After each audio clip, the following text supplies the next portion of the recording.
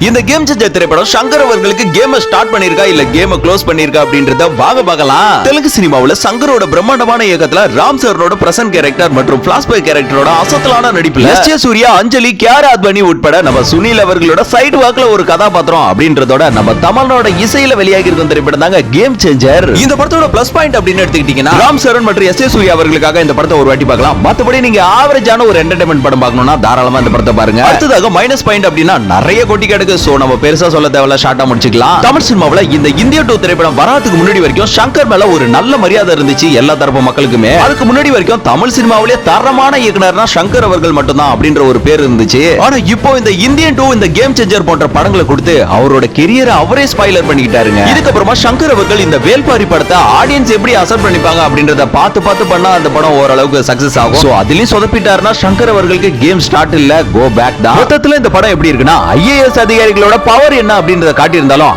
ஆடியன்ஸை இந்த படம் திருப்திப்படுத்தல அப்படின்றத தான் இந்த இடத்துல குறிப்பிடணும். சோ வீடியோ பிடிச்சிருந்தா மறக்காம லைக் பண்ணிட்டு உங்களோட ஒப்பீனியனை மறக்காம கமெண்ட் பண்ணுங்க.